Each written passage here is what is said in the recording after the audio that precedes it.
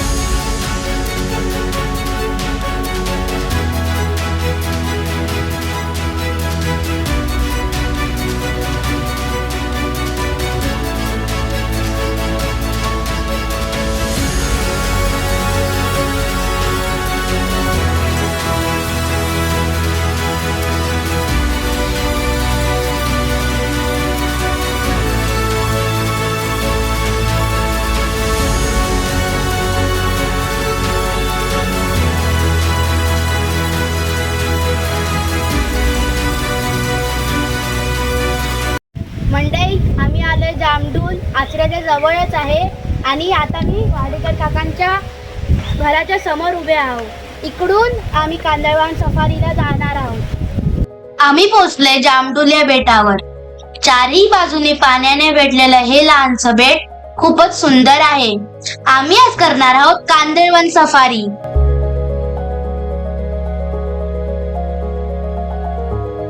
वाडेकर काका आणि कांदळवन सफारी हे एक समीकरणच बनलं आहे। या समीकरणात आज आमची ही गोळाबेरीज होणार आहे।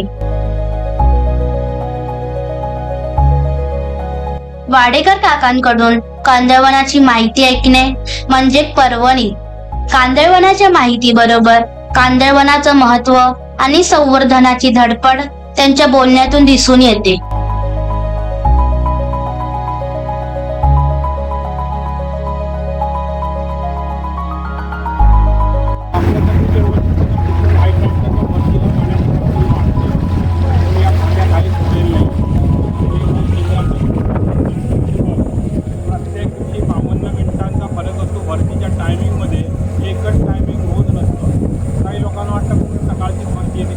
दुपारची रात्रीची तर तसं नाही आहे। रोज चंद्र आकाशात 52 मिनिटांच्या फरकाने उगवतो आणि तो उगवला की भरती तो हायटॅक सुरू झाली।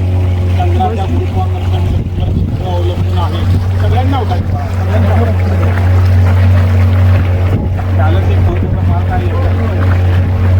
चंद्राच्या गुरुत्वाकर्षण शक्तीवर अवलंबून आहे। तरी पण आपण महिलाच काढलं तर आपण 2,40,000 मैल आहे।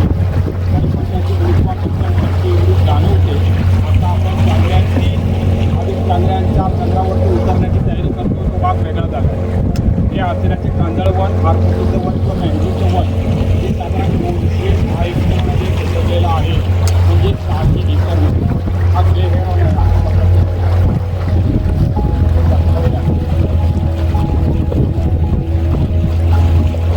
200 डायरेक्टरमध्ये 600 एकर आणि आपल्या भारताच्या पूर्व किनारपट्टी आणि पश्चिम या कांदळवनाच्या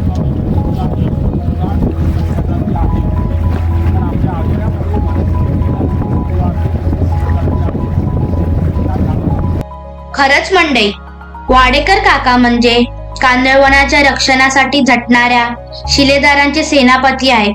त्यांच्याकडूनच कळालं की हे कांदळवन म्हणजे एक प्रकारची देवराईच आहे आणि ती अबाधित ठेवणे ही काळाची गरज आहे।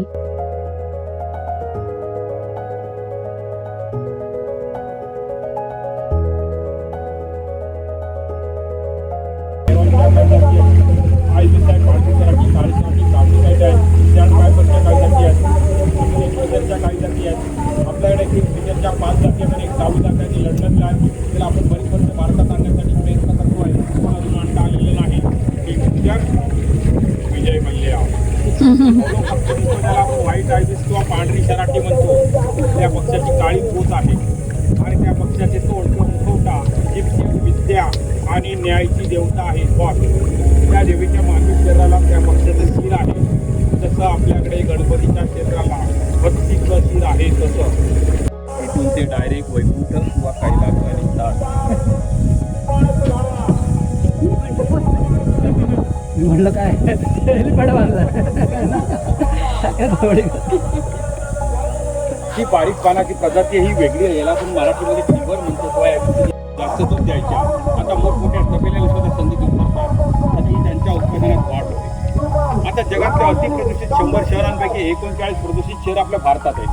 आणि समृद्ध पर्यावरण किंवा भारतातल्या प्रत्येक नागरिकाला जर चांगली हवा पाहिजे असेल तर भारतातल्या प्रत्येक नागरिकाच्या वाट्याला किमान 422 झाडांची गरज आहे.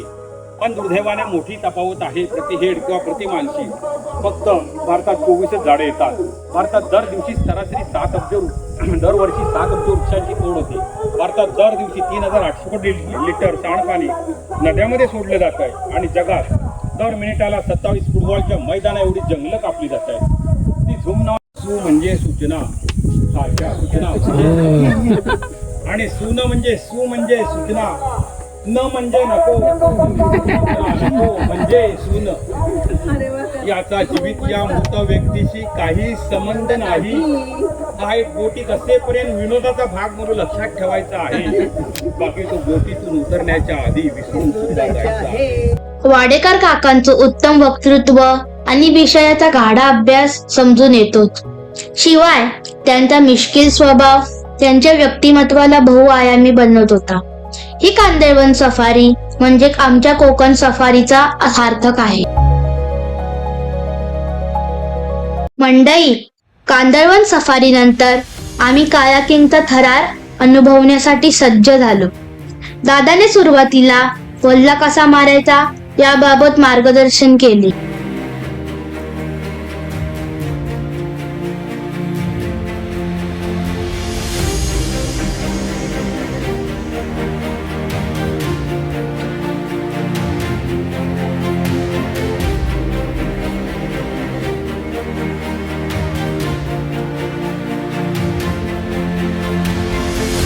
थोड्याशा प्रॅक्टिस नंतर आम्हीही निघालो मंडई थेट खाडीत.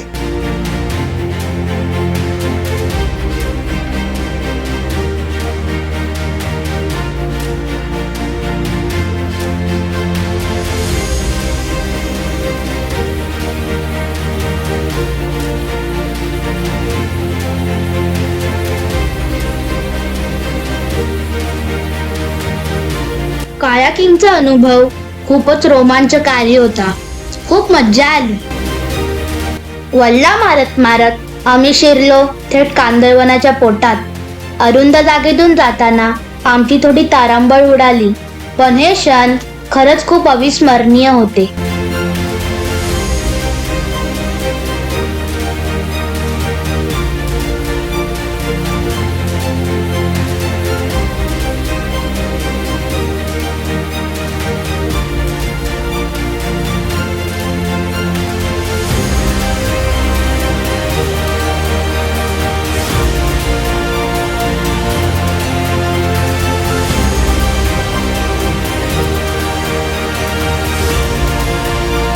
परतीच्या वाटेवर आम्हाला स्वामी समर्थांचं मठ दिसला.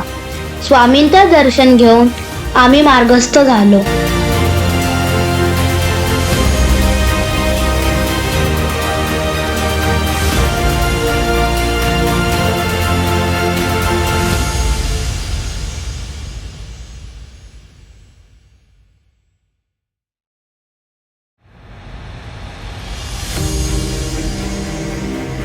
मंडई, आजचा संपूर्ण दिवस नवीन अनुभव देणारा, कायम स्मरणात राहणारा आणि पुढच्या काळासाठी नवीन ऊर्जा देणारा ठरला.